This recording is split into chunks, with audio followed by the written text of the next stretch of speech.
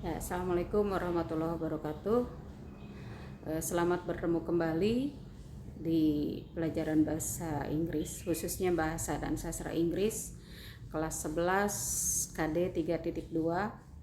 Itu materinya tentang future perfect tense. Materi kita sebelumnya adalah tentang past perfect tense dengan present perfect tense.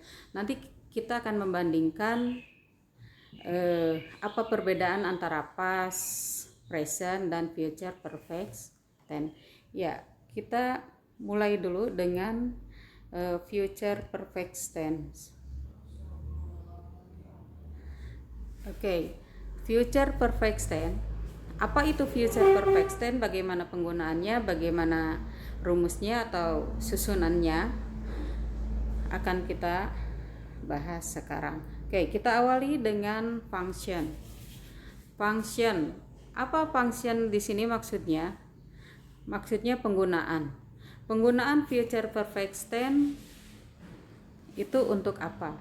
Okay, the future perfect tense is used to tell about an action that will be completed before another action in the future. Maksudnya di sini future perfect tense digunakan untuk menceritakan tentang kegiatan yang akan selesai sebelum kegiatan lain di masa yang akan datang. Jadi di sini ada dua kegiatan yang beriringan. Kegiatan pertama selesai, kemudian kegiatan selanjutnya tetapi terjadi di masa yang akan datang. Oke, inilah rumusnya, rumus dari future perfect tense. Ini rumus dari future perfect tense. Yang pertama ini adalah untuk rumus positif. Untuk rumus positif, rumusnya subject, will, have, verb 3, kemudian object. Jadi setelah subject ada will, kemudian ada have. Setelah itu verb 3, kemudian object. Object bisa diganti dengan adverb. Bisa adverb of place, bisa adverb of manner, atau adverb of time, tergantung dari kalimatnya nanti. Oke, rumus yang kedua adalah bentuknya negatif. Ya, bentuknya negatif. Rumusnya subject, will, setelah will ada not, kemudian have, verb 3, object. Jadi perbedaan antara yang positif dan yang negatif. Yang negatif setelah will diberi not. Yang selanjutnya adalah yang interrogatif. Bagaimana rumus yang interrogatif? Rumus yang interrogatif atau kalimat tanya, will-nya disimpan di depan. Setelah will ada subject, kemudian have, verb 3, setelah itu object. Bisa dipahami ya? Nah, sekarang bagaimana kalau rumus yang bentuknya nominal? Kalau yang saya jelaskan barusan ini adalah bentuknya verbal karena dia menggunakan kata kerja. Tetapi bagaimana rumus yang nominal? Kalau bentuk yang nominal, kata kerjanya,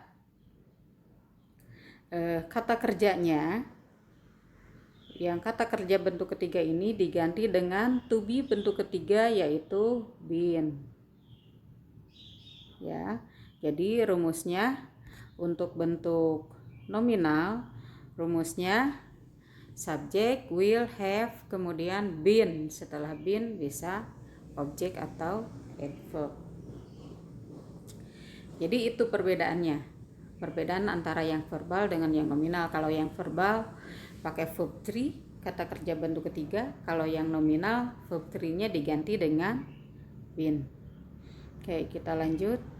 Nah, yang berikutnya adalah signal words. Future perfect tense menggunakan istilahnya tuh disebut dengan keterangan waktu. Di sini yang biasanya digunakan yaitu by, misalnya by Monday, until, by then, by tomorrow, dan lain sebagainya. Oke, kita lanjutkan. Ini adalah contoh. Ini adalah contoh kalimat positif. I will have tidied my room by Friday. Saya akan sudah merapihkan ruangan saya pada hari Jumat. Maksudnya hari Jumat yang akan datang. Oke. Yang berikutnya, contoh yang berikutnya, I won't have used my mobile by the end of the class. Won't di situ adalah won't di sini. Kata won't itu singkatan dari will not. Jadi kata won't di situ adalah singkatan dari will not. Ini adalah contoh dari kalimat yang negatif. Berikutnya, nah ini adalah contoh kalimat yang interrogatif. Contoh kalimatnya, will you have finished your project at the end of this month?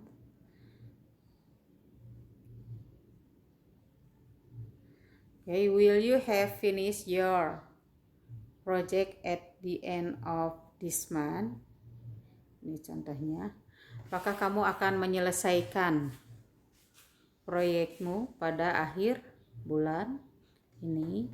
Nah, itu contoh dari kalimat tanya. Kita lanjutkan. Nah, yang ini adalah perbandingan antara past perfect, present perfect, dan future perfect tense. Perfect tense ada 3 seperti yang tertera di layar. Ada past perfect, present perfect, maupun future perfect tense. Apa perbedaannya?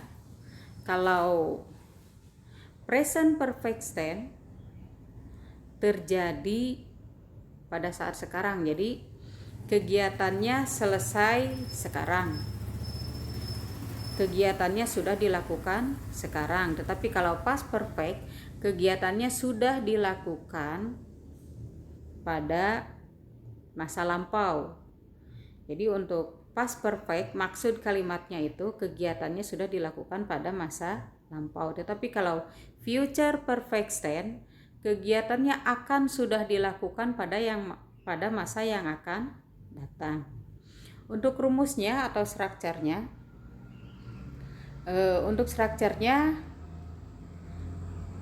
bisa kita lihat di sini. Kalau past perfect, rumusnya menggunakan had, kemudian kata kerja bentuk ketiga. Kemudian kalau present perfect di sini pakai have. Di sini pakai have, kemudian kata kerja bentuk ketiga. Untuk future perfect, sebelum have ada will. Jadi will have. Jadi kalau future perfect tense ada will have. Tetapi yang paling penting kalian harus tahu bahwa perfect tense selalu menggunakan kata kerja bentuk ketiga, atau kalau itu kalimatnya nominal maka dia menggunakan to be bentuk ketiga, yaitu been. Oke. Nah, di sini bisa kalian lihat contoh-contoh kalimat yang menggunakan present perfect tense, past perfect tense, kemudian future perfect tense. Di sini bisa kalian pelajari nanti contoh-contoh dari kalimat perfect tense. Ada present, ada past, ada future perfect tense. Oke, yang berikutnya ini adalah soal-soal. Soal-soal ini digunakan sebagai latihan. Jadi silakan kalian kerjakan soal-soal ini. Perintahnya put the verb into the correct form. Jadi kalian di sini disuruh meletakkan kata kerja ke dalam bentuk yang sesuai dengan yang diperintahkan. Oke, itulah penjelasan dari saya tadi. Kalau masih belum jelas, kalian bisa simak secara berulang-ulang. Kalau ada pertanyaan, kalian bisa bubuhkan pertanyaan kalian itu pada bagian komen atau kalian tanyakan di grup. Thank you for your watching. Semoga kalian sehat selalu, semoga kalian tetap semangat untuk belajar walaupun di masa COVID ini. Saya akhiri. Wassalamualaikum warahmatullahi wabarakatuh.